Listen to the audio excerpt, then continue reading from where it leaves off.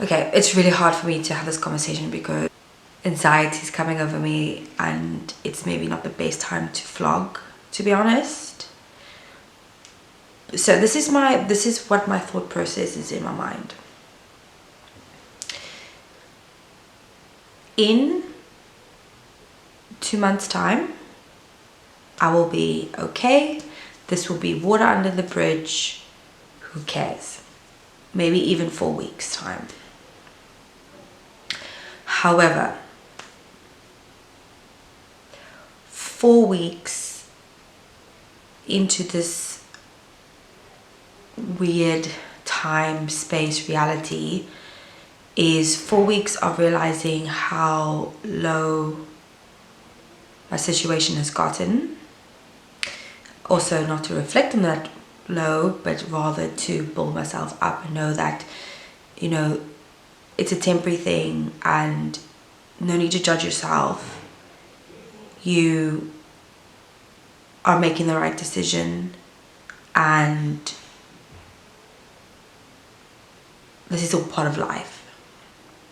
The university has kind of made things a little bit difficult for me, I'm not gonna lie. Like, I wanted, because I know that they do distance learning, I wanted to see if there's a way that they can, you know, make an exception, because obviously coronavirus and like, yeah. So ideally I wanted to, okay, the situation is I didn't necessarily want to find work until the university confirmed my placement. And the reason is because I actually had a full-time job offered to me here in South Africa. And the university only got back to me like last week, Friday. Today is Tuesday. No, today is Wednesday. The thing is, I needed to find a part-time job whilst I'm at this university, ideally remote work, part-time, whilst I do my degree. I'd be happy with £1,000 a month. And that £1,000 a month would just be to pay my rent, pay my bills, let me survive until I get my foot in England, and that be that. Okay, and literally my YouTube isn't making me enough money to cover my rent. So at this stage I haven't even got my first paycheck yet out of YouTube. It's coming at the end of October. So you see what I mean? Like, everything's happening at the end of October. So I thought to myself, okay, cool. It'd be good to get a part-time job in the meantime. However, I was going to stay till end of October. Also with coronavirus, I have to go via another country, fly via Austria, stay there for 11 days, get to England. I'd only maybe start uni, say, be physically in the country uni on, say, the 10th of November or something like that, like first week November, which would have been perfect. Okay, I could have time to find a job, I've got a roof over my head, great.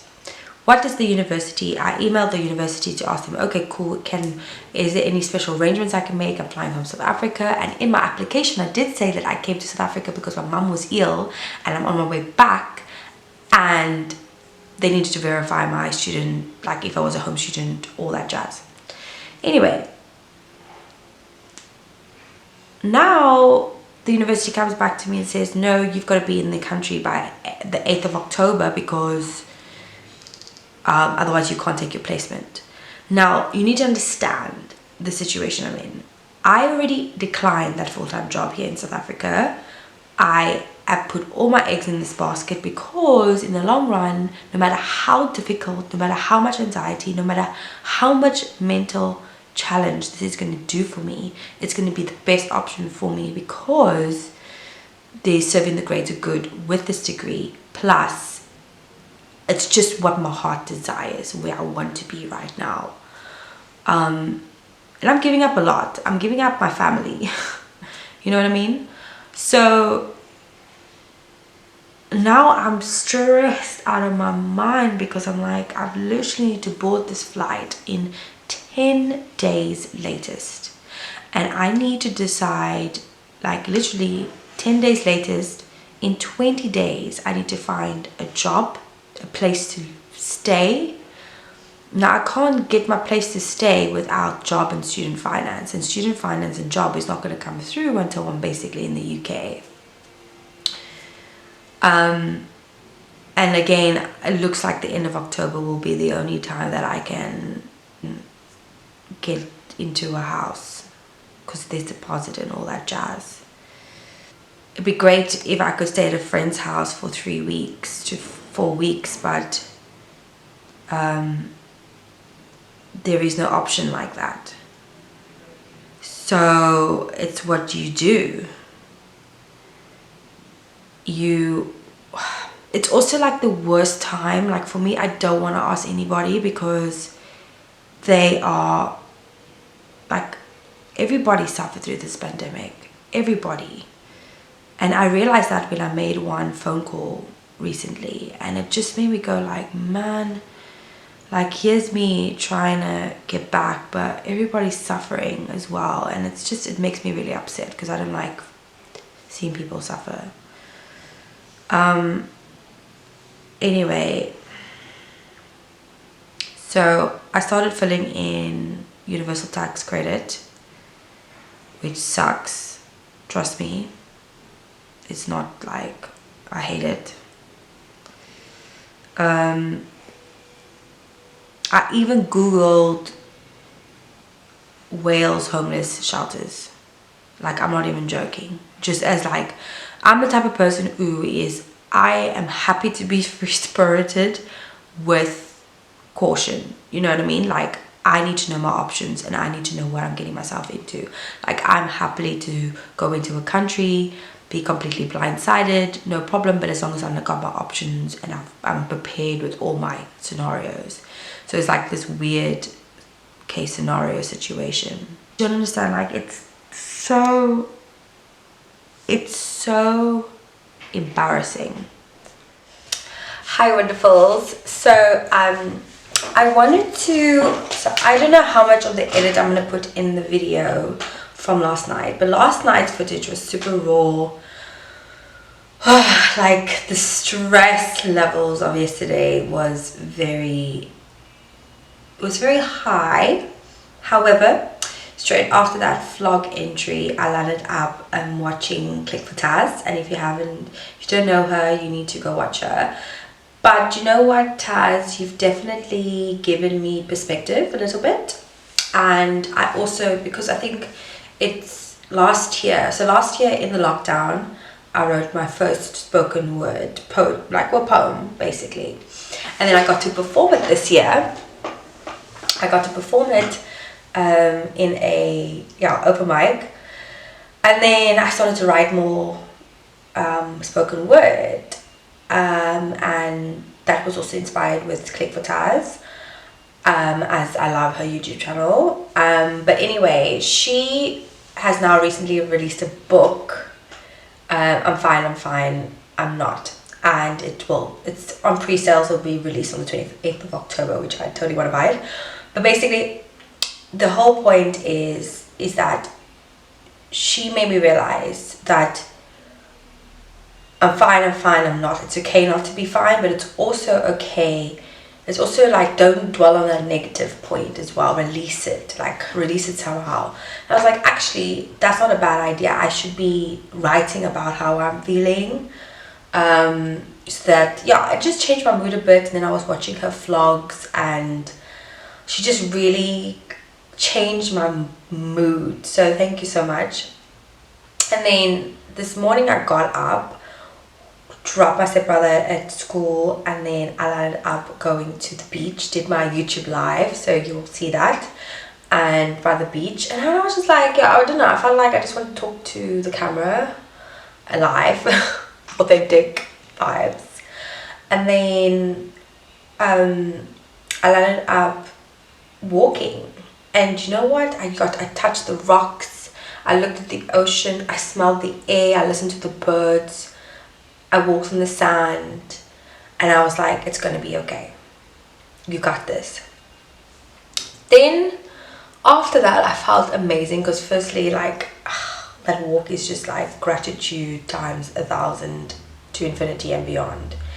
And then I got back and I called one of my friends, and he basically, I said, firstly, why didn't I call him first? So thank you, Andrew. Basically, it's just a matter of now getting to England and taking it one day at a time. So I wanted to really clarify. I panicked because I wanted to make sure that I cover all my options. And also, this is me, this is my life, and I never said that my life was perfect. I definitely hit rock bottom, but let me put it this way, I've hit rock bottom in 2017 when I had to just run to London with everything in my car, and that was it. And I started over, and then I was struggling. I came to South Africa for like a mental break. I sold everything to get to South Africa, got back to England, worked cash in hand for like £800 a month in a coffee shop. Hated it, but it was a means to an end. Then there was this big recession time where there wasn't really employment going for me. I just couldn't get a job. And I should have claimed universal credit and stuff, but I didn't want to claim any of benefits because I wanted to, I was like, well, I can do this. And then it just all went south because I started studying. I moved a lot because friendships changed, and it was just chaotic. 2018 was messy, like in terms of financial mess. And I've never really recovered from that financial mess because I was unemployed for 6 months. And then like I had to take out a credit card to get me water and food basically. And then, stupidly at the time, I took out, I went to go live in a studio flat by myself because I just wanted to be alone. I felt like it was worth the pennies because I just struggled to be around people at that stage. It was the depression started kicking in then. And then around about that time, 2019, that was that year, and then stupidly moved in with a boyfriend, which you should never do that until you're ready, but also was for the wrong reasons. And then I lost my job, and it was just like, whoa, coronavirus, losing your job, gonna be homeless. So you know what I mean? It was a good 2 years of being flat on my face. So there's a big part of me that has a massive insecurity about this, and it is what it is. It doesn't define me because I am golden, I am beautiful, I am going to achieve this, pay off everything, be better than back on my feet, gonna be conquering mountains, but it takes one step at a time with the right lessons learned. So that's another reason why I'm single. I cannot be in a relationship. I need to take care of myself first. I need to take care of my life. I need to get on a place where I am mature in so many senses. And you know what? Dating myself has made me really realize, wow, I've pleased other people in these 2 years instead of pleasing myself. And that's why it all went downhill. Well, that's not the only reason.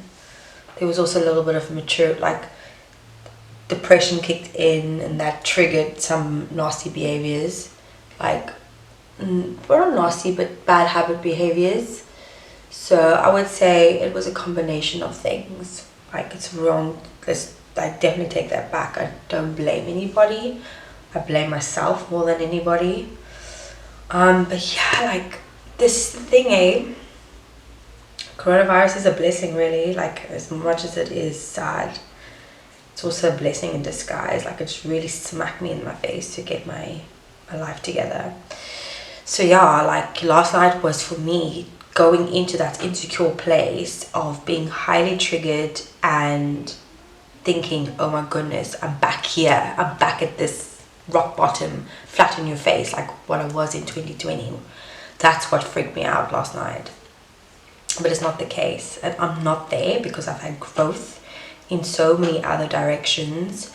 Like, so many, there's so many aspects to me that have grown, you know, like self-discipline has grown, self-love has grown, self-confidence has grown, me as a person has grown. But it took for me to come back to South Africa, to come back to my roots, to work on relationships, build, like, really love my immediate family and accept them for who they are, and accept my situation and not be living in a 16-year-old Tasha's mindset. So yeah, we are here. It is a brilliant day. I'm blessed and everything's going to be okay. I'm fine. Always give to others, because you never know when that person's going to give to you, and that's been amazing. Additionally, love people for who they are, treat them with kindness, respect and love. Taking back my power and making sure that I'm surrounding myself with the right people. People who just take and don't give are not the people for you. People who judge you, or who I especially judge you, like, what's up with this judging? Like, that negative energy I don't have time for either. You don't judge people, because everybody comes from different forms of life, and you know what, we're all doing our best to be better. Well, as long as you are trying to. And at my stage, I'm being better. I feel better. I feel like my heart feels abundant, you know. Like, the materialism of life comes and goes, and like, also, like, this is my spiritual awakening. I feel that what lessons do I need to learn, what past do I need to conquer, like, what it is do I have to learn in this now. So yeah, I'm definitely taking this with utmost gratitude. I'm humble, I'm blessed, I'm so blessed, but my heart is so abundant. My heart is so abundant, you wouldn't believe it.